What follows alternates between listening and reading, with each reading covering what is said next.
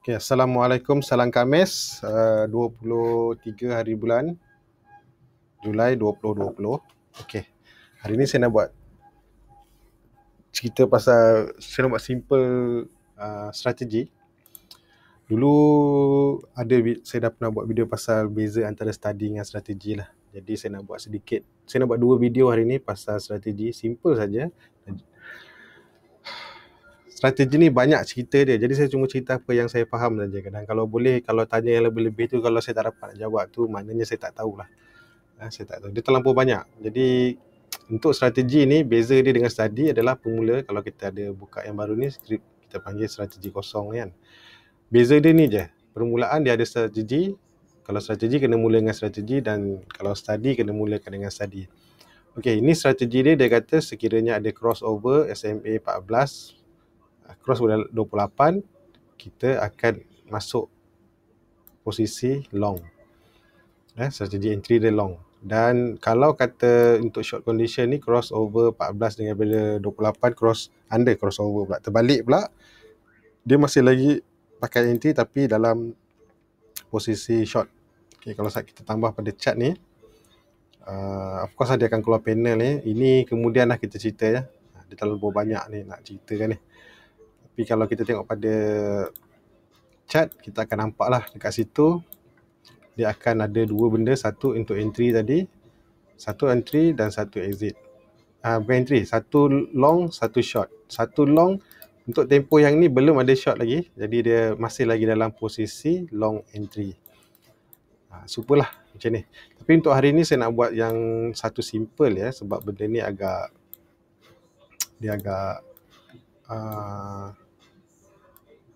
sebenarnya nak buat je senang, tapi sebab dia punya pilihan tu banyak. Sebab bila kita buat strategi ni, kita boleh buat order, kita boleh buat berapa banyak quantity order kita nak, kita boleh buat bila kita nak beli, dan kita boleh hantar alert. Buat masa sekarang, dulu tak ada alert, strategi sekarang dah ada alert. Nanti saya akan buat dalam video satu lagi macam mana nak buat alert dia tu.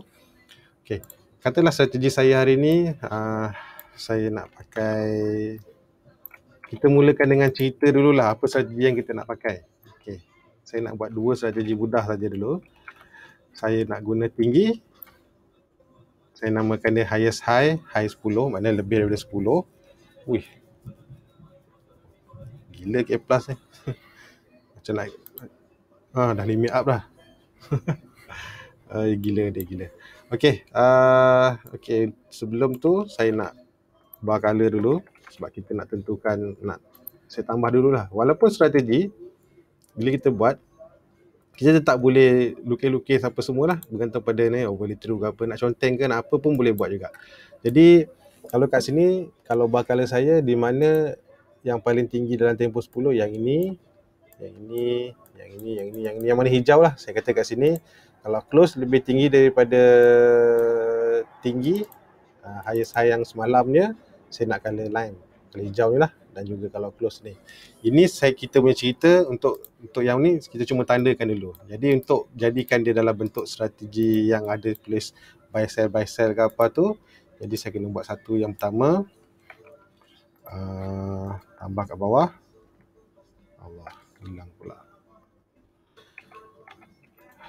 Okay, strategi entry saya akan namakan dia, ni nama dia sebagai ID dia lah, entry. Strategi saya long maksudnya buy. Bila nak buy? Bila when close lebih besar daripada tinggi. Serupa lah macam mana kita colorkan ni. Dan juga untuk exit, simple juga, saya gunakan strategi .exit. Okay, saya namakan ID dia sebagai sell. Nak entry, dia nak tukar, boleh katalah buy.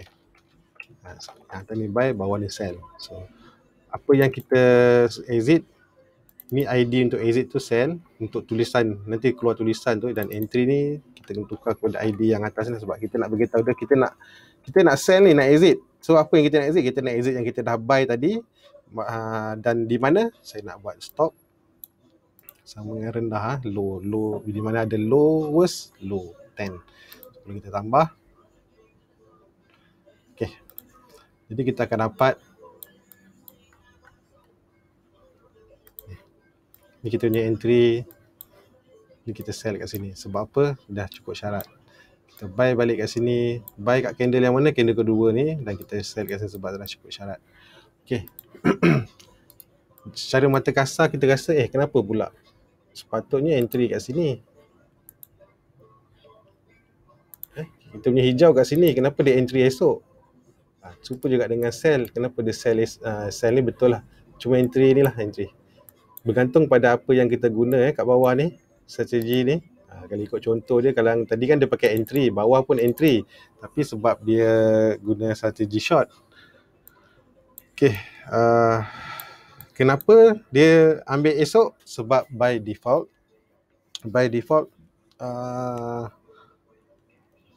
alamak, strategi ni akan aktif esoknya.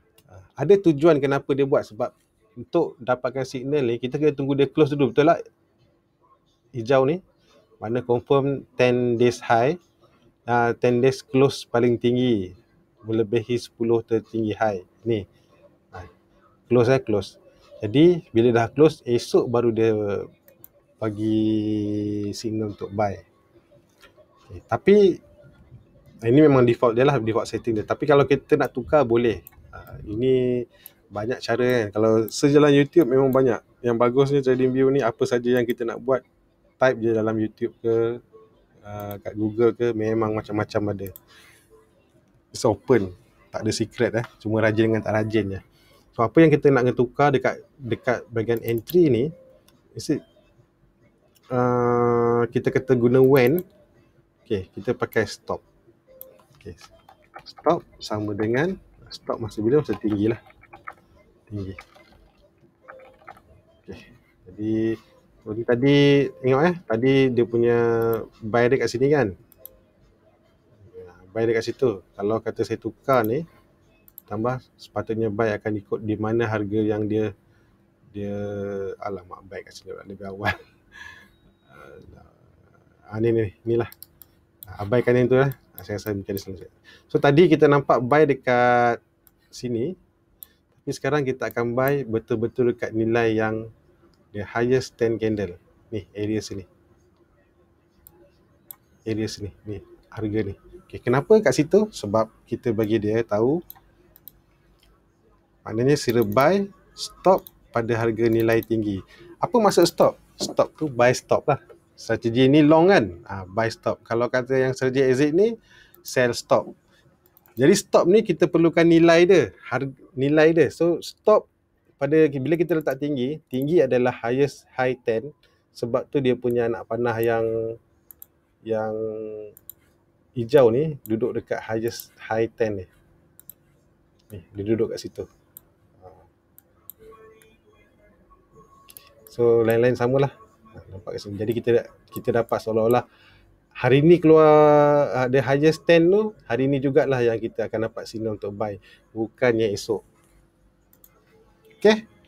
Simple saja. Nanti just copy je lah. Jadi kat bawah ni dia punya summary dia, yang bagus, yang bersih dia selama sepanjang hidup chart ni lah.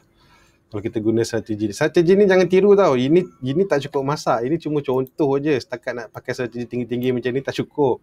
Ni sekadar contoh je. Jadi kat sini kita akan nampak faktor keuntungan berapa. Kekhususan maksima ni, kalau tak salah saya, dia panggil kekhususan maksima maximum drawdown. Kalau tak salah saya lah. Maksudnya dalam tempoh strategi yang kita buat ni untuk chart ni, sepanjang tempoh chart ni hidup, sebab dia akan start dari mula sampai habis chart yang setakat data yang dia ada, berapakah jarak maksimum rugi yang kita akan dapat. Jadi bila kita buat strategi ni, kita boleh buat backtest. Kalau betul lah teknik kita tu, kita orang kata, sama ada kita nak tweak kita punya strategi, nak letak stop loss kat mana, nak profit target kat mana, entry kat mana. So bila kita dapat ni, kita boleh adjust dan kita cuba main-main kat sini lah. Kesan maksimal faktor keuntungan ni, peratus menguntungkan, ringkasan prestasi, kalau ada senarai dagangan. Ini je yang saya tak pandai nak cerita, gambar-gambar ni. Sebab nak cerita satu-satu tu kena fahamkan dulu, baru boleh cerita. Jadi kalau saya sendiri pun kurang faham, jadi saya cerita apa yang saya tahu je lah.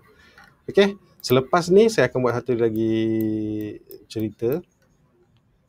Contohlah kenapa kita buy kat sini, kenapa kita sell kat sini. Macam mana kita nak elakkan yang sell kat sini sedangkan dia masih lagi belum pun break pun 10 kan. Okay, sebab apa kita pakai nilai 10? Asal dia, sebab dia stop ni pakai nilai rendah.